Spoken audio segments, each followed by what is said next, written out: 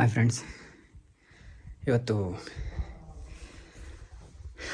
ಮೊನ್ನೆ ಮದ್ದು ಬಿಡಲಿಕ್ಕೆ ಅರ್ಧದಲ್ಲಿ ಬಾಕಿ ಆದ್ದು. ಇವತ್ತು ಬರಲೇ ಇಲ್ಲ. ಇವತ್ತು ಬರ್ತೇನೆ ಅಂತೇಳಿ ಮೊನ್ನೆ ಮಧ್ಯಾಹ್ನ ತನಕ ಮಾಡಿ ಸೀದಾ ಹೋಗಿದ್ದಾರೆ, ಮಳೆ ಬಂತಂತೇಳಿ. ಇವತ್ತು ನೋಡಿ ಬಿಸಿಲು ಎಷ್ಟು ಉಂಟು ಅಂತ. ಬಿಸಿಲಲ್ಲಿ ಒಳ್ಳೆ ಬಿಸಿಲು. ಬರಲೇ ಇಲ್ಲ ಇವತ್ತು, ಬರ್ತೇನೆ ಅಂತೇಳಿ. ಇವತ್ತು ಗಂಜಿ ಹಾಕಿದ್ದಾರೆ. ಎಲ್ಲರೂ 10 ಸೆಕೆಂಡ್ ಮೌನಾಚರಣೆ ಮಾಡೋಣ. ಮತ್ತು ಬೆಳಿಗ್ಗೆ ಇದು ಐರನ್ ಬಾಕ್ಸ್ ಹಾಳಾಗಿದೆ ಅಂತೇಳಿ ಇಲ್ಲಿ ತೆಗೆದಿಟ್ಟದು, ಮರ್ತೋಗ್ತದೆ ಅಂತೇಳಿ. ಇದು ನೋಡೋಕೆ ಮಂಚದ ಮೇಲೆ ಇಟ್ಟದು ಅಲ್ಲಿ ಬಾಕಿ ಅದನ್ನು ಬಿಟ್ಟು ಸೀದು ಹೋಗಿದ್ದೇವೆ. ಇನ್ನೀಗ ಸಂಜೆ ಇಲ್ಲದ್ರೆ ನಾಳೆ ಬೆಳಿಗ್ಗೆ ತಗೊಂಡು ಹೋಗುವಷ್ಟೇ. ಹಾಗೆ ಒಂದು ಸ್ವಲ್ಪ ಎಡಿಟ್ ಉಂಟು, ಹಾಗೆ ಎಡಿಟಿಗೆ ಕೂತಿದ್ದೇನೆ. ಹಾಗೆ ಮತ್ತು ಸ್ವಲ್ಪ ಏನು ಎಂತ ಅದೇ ಮೊನ್ನೆ ಹೇಳಿದಾಗೆ ಜೇನುಗೆ ಸ್ವಲ್ಪ ಜೇನು ಪೆಟ್ಟಿಗೆಗೆ ಶುಗರ್ ನೀರು ಮಾಡಿ ಹಾಕಬೇಕು, ಅದು ಮತ್ತೆ ತೋರಿಸ್ತೇನೆ ನಾನು. ಅದು ಬಿಟ್ಟು ಇವತ್ತಾದರೂ ಬರ್ತೇನೆ ಅಂತೇಳಿ ಅಂದ್ಕೊಂಡ್ವಿ. ಇವತ್ತು ಬರಲಿಲ್ಲ. ಆ ಪೈಪು ತೋಟದಲ್ಲಿ ಇತ್ತು, ಅದನ್ನಾದರೂ ಎಳ್ಕೊಂಡು ಬರ್ತಾಯಿದ್ದೀನಿ. ಇನ್ನು ಎಷ್ಟು ದಿನ ಬರ್ತಾನೆ ಗೊತ್ತಿಲ್ಲ. ಅವನಿಗೆ ಯಾವಾಗ ಮೂಡಾಗ್ತದೋ ಒಂದು ಗೊತ್ತಿಲ್ಲ. ಈಗ ಅಂತಂದು ಹೇಳಿದರೆ ಜೇನಿಗೆ ಸ್ವಲ್ಪ ಶುಗರ್ ನೀರು ಹಾಕಬೇಕು. ಅದಕ್ಕಾಗಿ ಸ್ವಲ್ಪ ಮಿಕ್ಸಿಗೆ ಹುಳ, ಅದಕ್ಕೆ ಸ್ವಲ್ಪ ಶುಗರ್ ಹಾಕಬೇಕು. ಶುಗರ್ ಹಾಕಿ ಸ್ವಲ್ಪ ಮಿಕ್ಸಿ ಮಾಡ್ಕೋಬೇಕು. ಶುಗರ್ ಹಾಕಿದ್ದೇನೆ. ಈಗ ಸ್ವಲ್ಪ ನೀರು ಹಾಕಿ ಗ್ರೈಂಡ್ ಮಾಡ್ಕೊಳ್ಳೋ. ಸ್ವಲ್ಪ ಚೆಂದ ಗ್ರೈಂಡ್ ಮಾಡಿಕೊಂಡ್ರೆ ಬೇಗ ನೀರು ಹಾಕಿದೆ. ಏನಂತ ನೀರು ಮಾಡಲಿಕ್ಕೆ ತುಂಬ ಕೆಲಸ ಉಂಟಲ್ಲ, ಅದಕ್ಕೋಸ್ಕರ ಗ್ರೈಂಡ್ ಮಾಡಿ.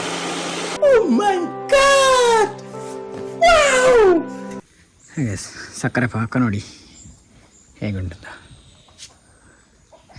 ಇದನ್ನು ಈಗ ಇಲ್ಲಿ ಇಟ್ಕೊಂಡು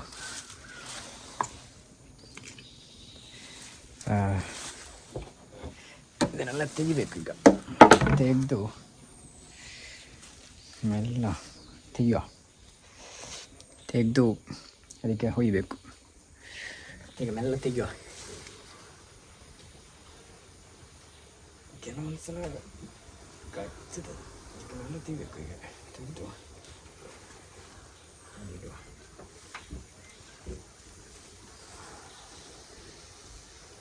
ಏನು ಹುಳ ಉಂಟು ಇಲ್ಲಿ.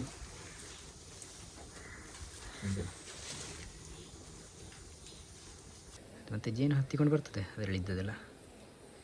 ಇವೆಲ್ಲ ಹುಯ್ಬೇಕು. ಎಂತಕ್ಕೆ ಅಂತ ಹೇಳಿದರೆ ಮಾತಾಡಲಿಕ್ಕೆ ಆಗೋದಿಲ್ಲ. ಈಗ ಸ್ವಲ್ಪ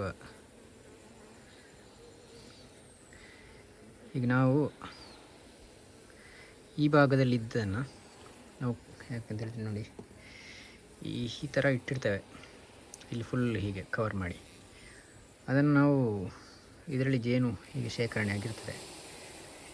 ಇದೊಂದು ನೊಣಕ್ಕೆ ನಾನು ಟಚ್ ಮಾಡಿದೆ, ಹಾಗೆ ಸ್ವಲ್ಪ ಹಾಗೆ ಅದರಲ್ಲೆಲ್ಲ ಶೇಖರಣೆ ಆಗಿರ್ತದೆ. ಅದನ್ನು ನಾವು ತೆಗಿತೇವಲ್ಲ ಲಾಸ್ಟಿಗೆ. ತೆಗೆದಾದ್ಮೇಲೆ ಅದಕ್ಕೆ ಮಳೆಗಾಲಕ್ಕೆ ಅದು ಶೇಖರಣೆ ಮಾಡಿರೋದಲ್ಲ, ಸೊ ಅದಕ್ಕೋಸ್ಕರ ನಾವು ಅದನ್ನು ತೆಗೆದ ಮೇಲೆ ಈ ಥರ ಸಕ್ಕರೆ ಪಾಕವನ್ನು ಮಾಡಿಡೋದು ಹಾಕಿ. ಯಾಕಂತೇಳಿದ್ರೆ ಮಳೆಗಾಲಕ್ಕೆ ನಾವು ಸಕ್ಕರೆ ಪಾಕ ಕೊಡೋದು.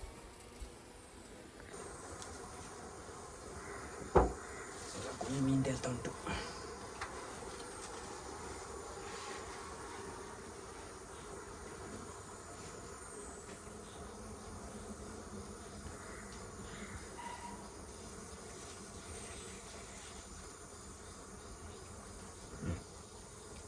ಆಯಿತು.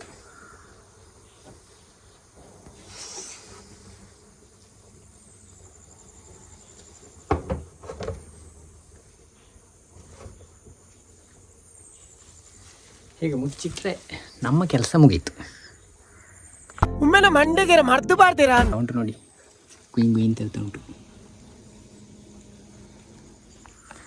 ಮಿಲ್ಟ್ರಿ ಮ್ಯಾನ್ಗಳೆಲ್ಲ ರೆಡಿಯಾಗಿದ್ದಾರೆ.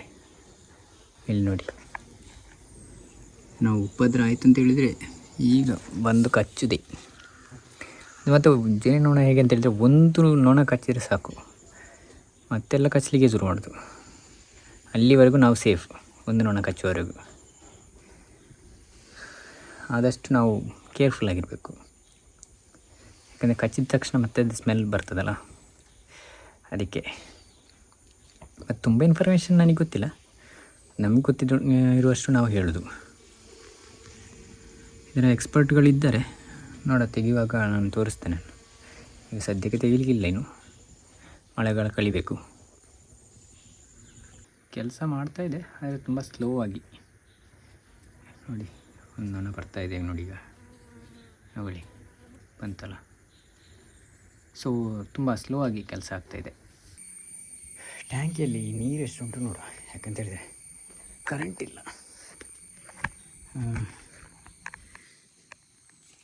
ಬರ್ಬೋದೋ ಎಲ್ಲೋ ಗೊತ್ತಿಲ್ಲ. ಹಾಗಾಗಿ ಒಂದು ಸರಿ ಸೇಫ್ಟಿಗೆ ಚೆಕ್ ಮಾಡಿಕೊಂಡ್ರೆ ಒಳ್ಳೆಯದಲ್ಲ. ಇಲ್ಲಾಂದರೆ ಎರ್ರ ನೀರು ಯೂಸ್ ಮಾಡ್ತೀವಿ. ಆಗ ಮಾಡಿ ಮೇಲಿದ್ದಾನೆ, ಎಂತ ನೀರೇ ಹೋಗ್ತಿಲ್ಲ. ತುಂಬಿಕೊಂಡಿದೆ ಅಂತ. ಅಯ್ಯೋ, ನೀರು ಹೋಗ್ತಿಲ್ಲ, ಗೊಚ್ಚೆ ತುಂಬಿಸ್ಕೊಂಡಿದೆ. ಏನೋ ಒಂದು ಆಗಿದೆ.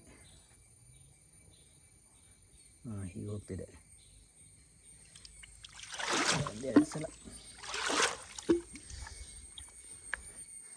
ಹೋಗ್ತದೆ ಮತ್ತೆ ಹಾಗೆ. ಈಗ ಹತ್ತಲಿಕ್ಕೆ ಅಂಥದ್ದಿಲ್ಲ ಮರೆ. ಇದು ಬಕೆಟನ್ನು ತಗೊಂಡೋಗಿದ್ದೇನೆ.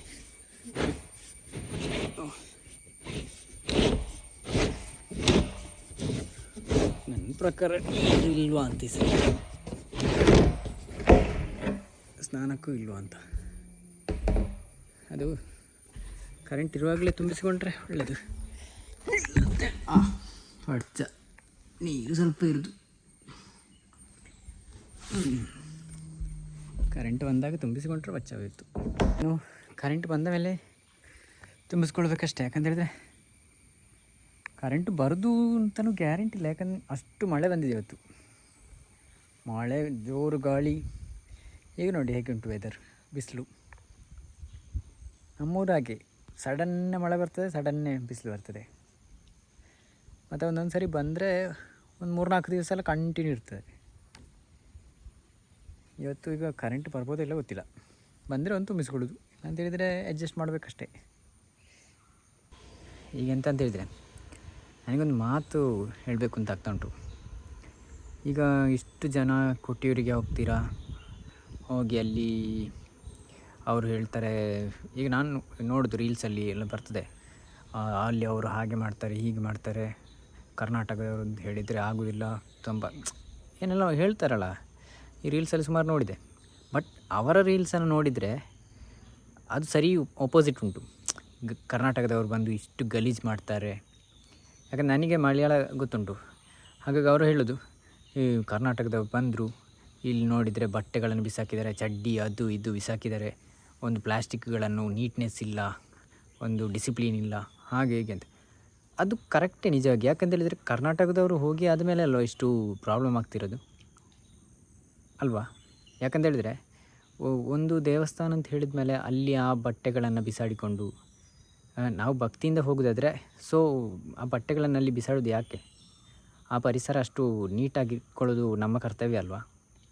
ದೇವರು ಎಲ್ಲಿ ಬೇಕಾದರೂ ಇರ್ತಾನೆ, ಹೌದು. ಹಾಗಂತೇಳಿ ನಾವು ಸಿಕ್ಕಿದ ಜಾಗಕ್ಕೆ ಹೋಗಿ ಗಲೀಜು ಮಾಡಿಕೊಂಡು ಇಲ್ಲ ಇದ್ದರೆ ಎಷ್ಟು ದೂರ ಹೋಗಿ ಏನು ಸುಖ? ಯಾವ ಪುಣ್ಯಕ್ಕೋಸ್ಕರ ಹೋಗ್ತಾ ಇರೋದು? ಹಾಗಾದರೆ ಅಲ್ಲಿ ಪುಣ್ಯಕ್ಕಿಂತ ಕರ್ಮವೇ ಜಾಸ್ತಿ. ಏನು ಆ ಕೆಲಸಗಳನ್ನು ಮಾಡಿದವ್ರಿಗೆ, ಈಗ ಚಡ್ಡಿ ಬಿಸಾಡಿದ ಅವರಿಗೂ ಆ ಕರ್ಮವೇ ಅದು ಸಿಗುವುದು. ಪುಣ್ಯದ ಕೆಲಸ ಪುಣ್ಯ ಸಿಗಲಿ ಅಂತೇಳಿ ಹೋಗೋದಾದರೆ ಅದು ಯೂಸ್ ಇಲ್ಲ. ಯಾಕಂತೇಳಿದರೆ ಇಷ್ಟೆಲ್ಲ ಒಂದು ಈಗ ಅವರು ಹೇಳೋದು ಕರೆಕ್ಟ ತಪ್ಪ ನನಗೆ ಗೊತ್ತಿಲ್ಲ. ಯಾಕಂದರೆ ನಾವು ಏನು ಮಾಡಿದ್ದೇವೆ ನಮಗೆ ಗೊತ್ತಷ್ಟೇ. ಈಗ ಈಗ ರೀಲ್ಸ್ ಇದು ಯಾವುದೋ ಈ ವಿಡಿಯೋ ನೋಡುವವರು ನಾನು ಹೇಳೋದು, ಆ ಕೆಲಸ ಮಾಡಿದರೆ ಅದು ಅವರಿಗೆ ಗೊತ್ತಿರ್ತದೆ ನಾನು ತಪ್ಪು ಮಾಡಿದ್ದೀನಿ ಅಂತ. ಅವರು ಹೋಗೋದು ವೇಸ್ಟ್ ಅಲ್ಲಿಗೆ. ಯಾಕಂತೇಳಿದ್ರೆ ಈ ಒಂದು 10 ಜನ ತಪ್ಪು ಮಾಡಿ ಒಬ್ಬ ಸರಿ ಇದ್ದರೆ ಅದು ಯೂಸ್ ಇಲ್ಲ. ಆ 10 ಜನ ಕೂಡ ತಪ್ಪು ಅಂತಲೇ ಹೇಳೋದು ಅವರು. ಹಾಗಾಗಿ ಹೋಗಿ ಏನೇ ಮಾಡುವಾಗಲೂ ಸ್ವಲ್ಪ ನೀಟಾಗಿರಲಿ. ನಾವು ಹೋದ್ಮೇಲೆ ಒಂದು ಭಕ್ತಿಯಿಂದ ಹೋಗ್ತಾ ಇರೋದು, ಅದನ್ನು ಕರೆಕ್ಟಾಗಿ ಇದು ಮಾಡಿ. ಭಕ್ತಿ ಅಂತ ಹೇಳಿದರೆ ಭಕ್ತಿಯಲ್ಲಿ ಇರಲಿ. ಅದು ಏನು ಕಾಟಾಚಾರಕ್ಕೆ ಹೋಗ್ತಿರೋ ದೇವರಿಗೆ ಗೊತ್ತಿನ್ನು. ದೇವಸ್ಥಾನ ಅಂತ ಹೇಳಿದ ಮೇಲೆ ಅದಕ್ಕೊಂದು ಆಚಾರ ವಿಚಾರ ಸಂಪ್ರದಾಯ ಕಟ್ಟುಪಾಡು ಎಲ್ಲ ಇರ್ತದೆ. ನಾವು ಅದನ್ನು ಮೀರಿ ಹೋಗಬಾರ್ದು ಯಾವತ್ತು. ಅಲ್ಲಿವರೆಗೆ ಗೊತ್ತಿರ್ತದೆ ಅದು ಆ ಸಂಸ್ಕೃತಿ ಹೇಗೆ ಅಂತೇಳಿದರೆ, ಆಯಾಯ ಊರಿಗೆ ಗೊತ್ತಿರ್ತದೆ ಅದು ಹೇಗಿರಬೇಕು ಏನು ಕತೆ, ಹೀಗೆ ಇದ್ದರೆ ಚೆಂದ ಅಂತ. ಅದನ್ನು ಮೀರಿ ಹೋದರೆ ಅವ್ರಿಗೂ ಕೋಪ ಬರುತ್ತೆ, ಹೌದಲ್ವಾ? ಈಗ ನಿಮ್ಮೂರಲ್ಲಿ ಬಂದಾಗ ಅವರವರು ಊರಿನಲ್ಲಿ ಗೊತ್ತಿರ್ತದೆ ಅವರು ಹೇಗೆ ಸಂಪ್ರದಾಯ ಇರ್ತದೆ ಹೇಗೆ ಏನು ಅಂತ.